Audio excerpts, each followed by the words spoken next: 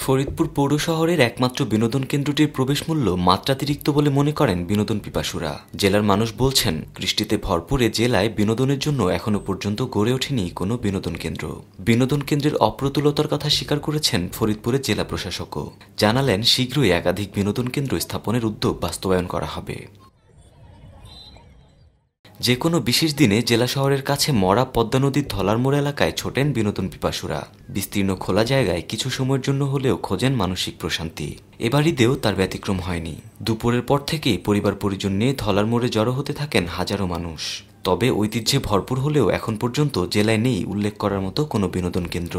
ফরিদপুরে তো ঘোরার মতো তেমন স্পেস নেই। তারপরে সময় সাপেক্ষে ঈদের মৌসুমে একটু যে কোনো একটা অনুষ্ঠান আসলে সুইচ গেটের দিকে আসে মানুষ একটু ঘোরার জন্য, ধলারমোড় যায়। সমুদ্র সৈকতের আলোকেই নিয়ে একটা বলে দাও, আমরা ধলারমোড়টাই মনে করি যে সমুদ্র সৈকত একটা। তো তারপরেও সবাই মিলে আমরা একটু ঘুরতে আসছি।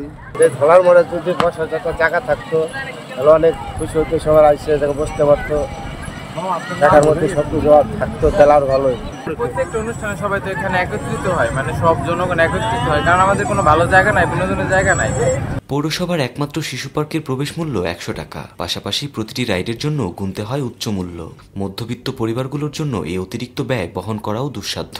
তাই গণমানুষের কথা বিবেচনা করে অবিলম্বে একটি উন্মুক্ত বিনোদন কেন্দ্র গড়ে তোলার দাবি এলাকাবাসীর।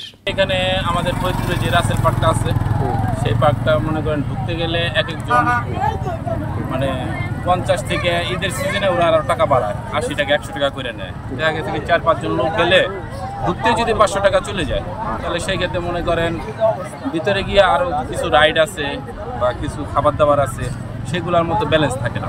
আসলে ফরিদপুরে বিনোদনের ওইরকম ভালো কোনো জায়গা নাই। বাচ্চাদের নিয়ে যেখানে যাওয়ার মতো পরিবেশ আছে, পরিকল্পনা আমাদের যারা নীতি নির্ধারক আছে তারা এখনো নেয় নাই বা তার বাস্তবায়ন হয় নাই।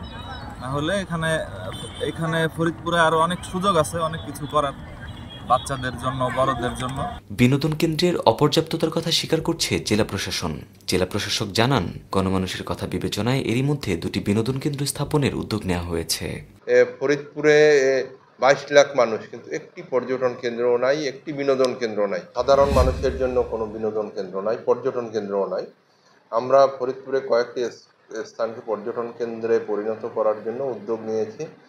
জেলা প্রশাসন ধলারমোড়কে কেন্দ্র করে একটি পর্যটন স্পট করা, নদী কেন্দ্রিক একটি পর্যটন স্পট তৈরি করার জন্য আমরা একটা কমিটি করেছি। কমিটি সরেজমিনে পরিদর্শন করেছে।